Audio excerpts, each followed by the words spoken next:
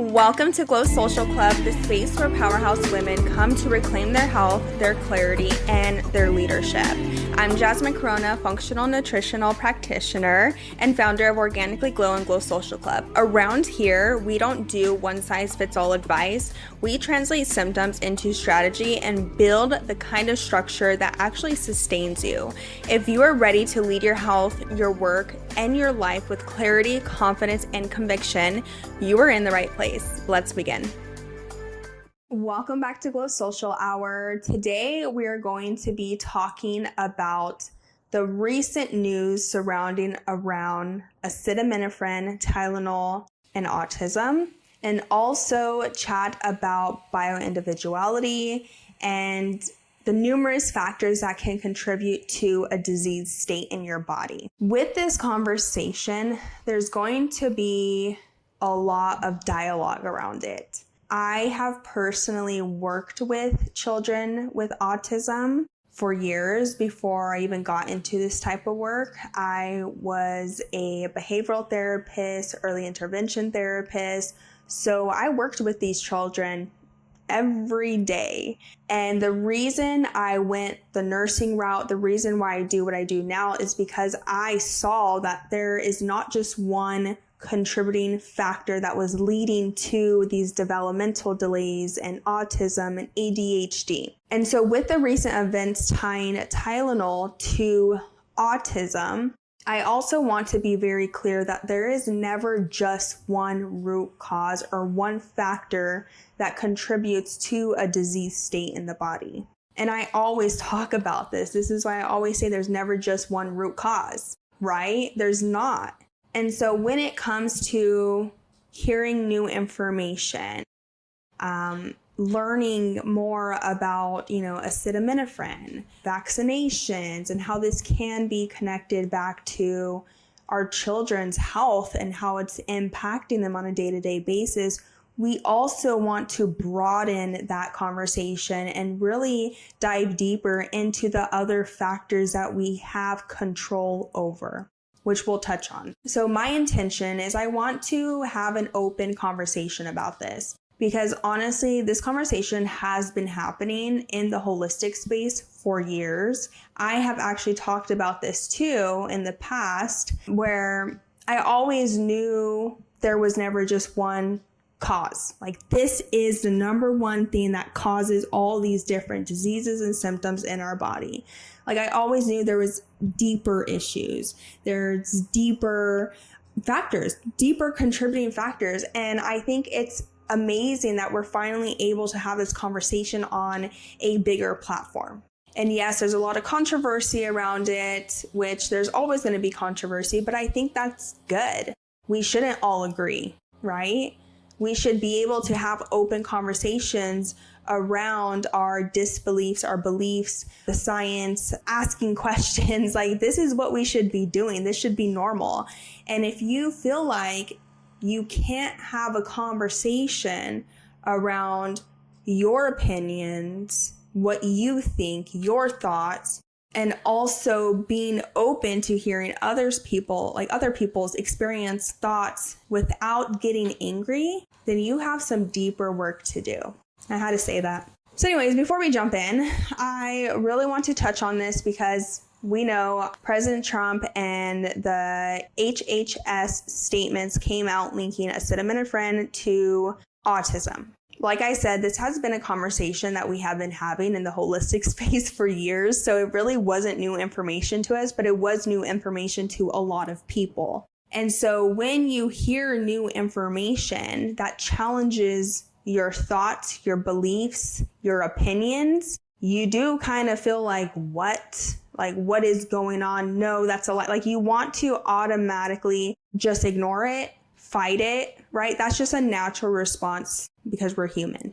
But, we have to also want to be asking questions, deeper questions around these different statements, around the science. And I think that's a big thing here that I took away from it is we are finally able to ask questions, to question the science. And that is a huge step forward in my eyes, in my opinion. Take away all the politics, take away all your beliefs, and really what we have is just information that's being provided to us. And you can go search yourself too, right? Do your own research. Like, I think this is just opening up a door where we're actually able to have these conversations without bringing in your beliefs, right?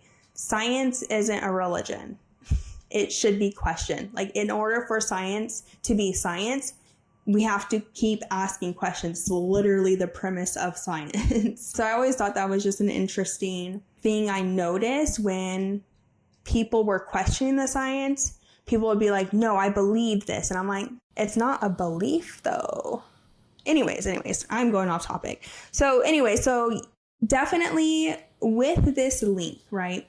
They're just bringing this to our attention. There are studies that show that there is a association between taking Tylenol while you're pregnant and having a higher risk of autism with your child. But I also want to really bring in another concept called bio-individuality, because every single person is so unique. We all have unique experiences. We have unique blueprints. We have unique genetics. We have unique environments, right? And that all does contribute to a disease state, to our health, to our life. It just impacts us on a different level. So I do have a background in working with children who have autism, ADHD, developmental delays. I was a behavioral therapist for a long time, also an early intervention therapist before I got into nursing and the medical field and all that. So I worked very closely with these kids, and honestly, doing that work did open my eyes to there's something going on here. Like, there's something deeper. Like, it wasn't just one thing, because I see families who were wealthy who had kids with autism. I've seen families who were poor, who were socioeconomically not equipped, right? Have kids with autism or ADHD or developmental delays. And it did get me questioning, like, okay, well, if we take out finances, financial status, you don't need more wellness advice. What you're looking for are answers. If you're tired of wondering why you feel off, my one-time functional lab testing packages are your fast track to clarity. This is root cause insight without the long-term commitment. You'll get functional labs, a detailed breakdown of what's really going on, and a short-term protocol designed to bring immediate relief. It's not a transformation, it's a turning point. A way to stop guessing, start strategizing, and take grounded action right now. If you are craving clarity without the overwhelm, head to organicallyglow.com and book your testing package today. Because your symptoms aren't random, they are readable, and I'll help you decode them. What is really contributing to this? Because why are all these kids having so many different health conditions, chronic health conditions coming out of the womb? Like, there's something deeper going on. So again, I noticed that there was never just one common cause, right?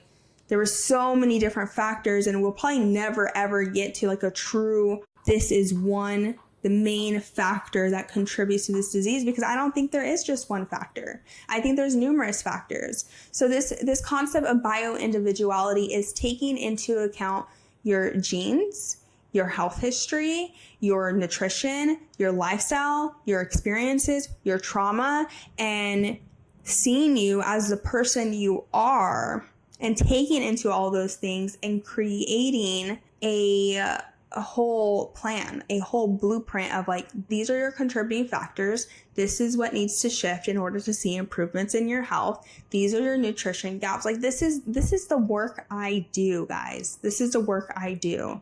So bio-individuality is not taken into account in the medical field. They have a one-size-fits-all standard protocol solution for every single person, right?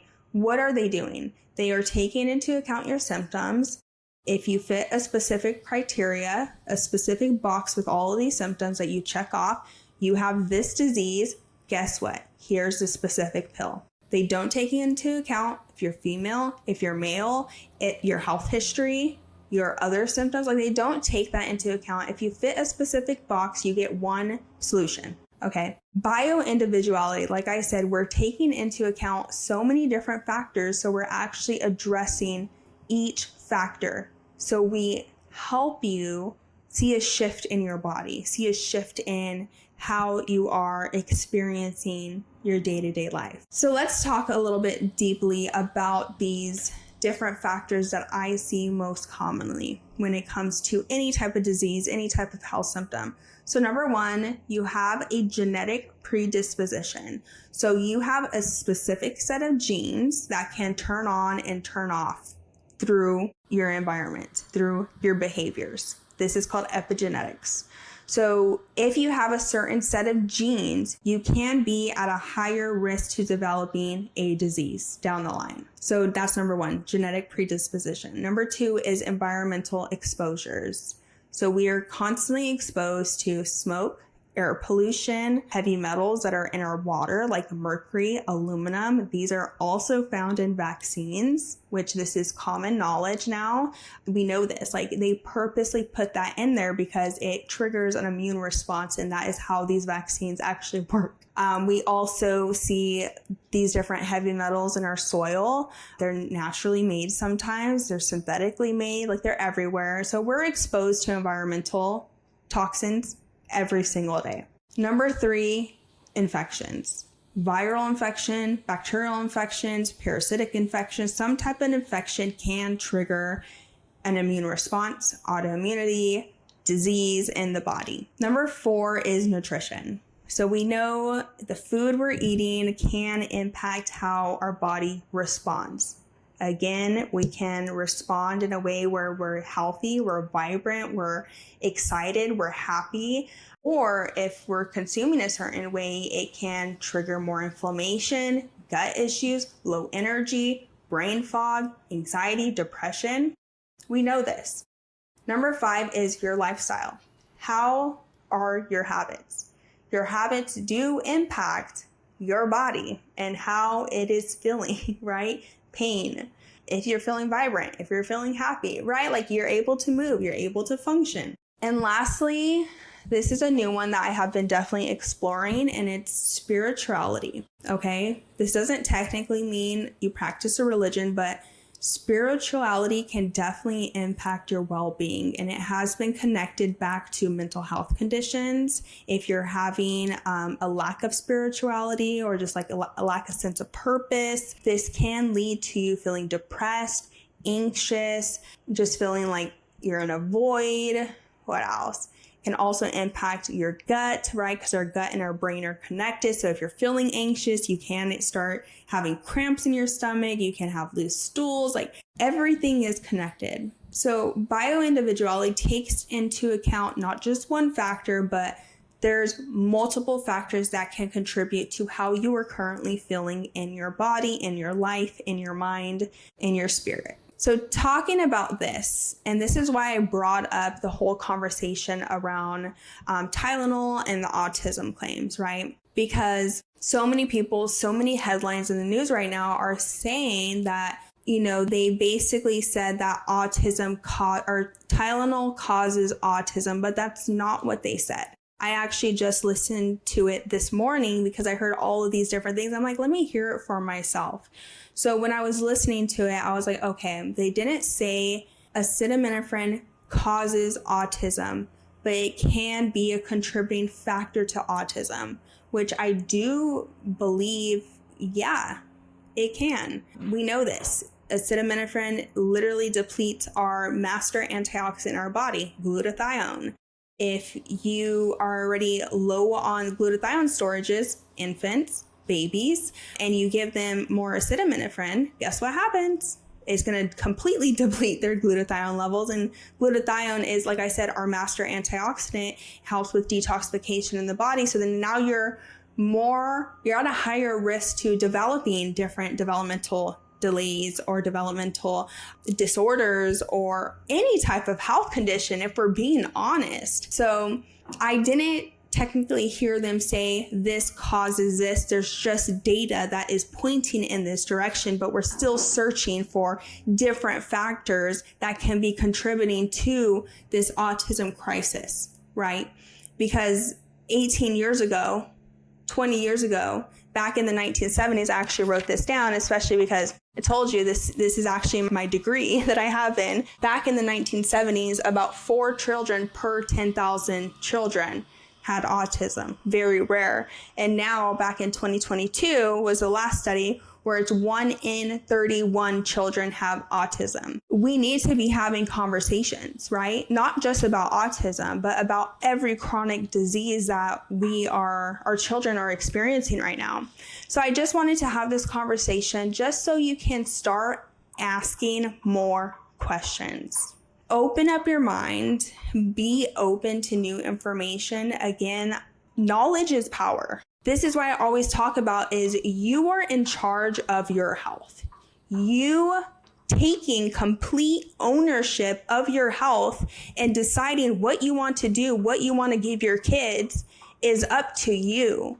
No one should make that decision for you. And the only way you can make a decision for yourself is by having, and the best decision for yourself, right, is having all the information in your fingertips, where you're able to make an informed decision, informed consent, right?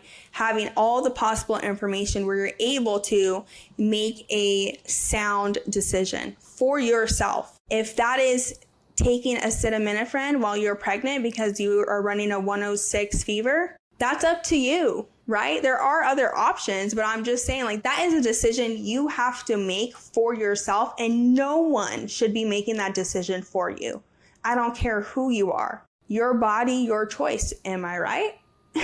Your body, your choice. Take complete ownership of your body, of your health, of your wellness, because that is the powerhouse woman you are. You get to take in new information, or you get to leave it. You don't have to listen to it. So being empowered means having information, making an educated decision for yourself.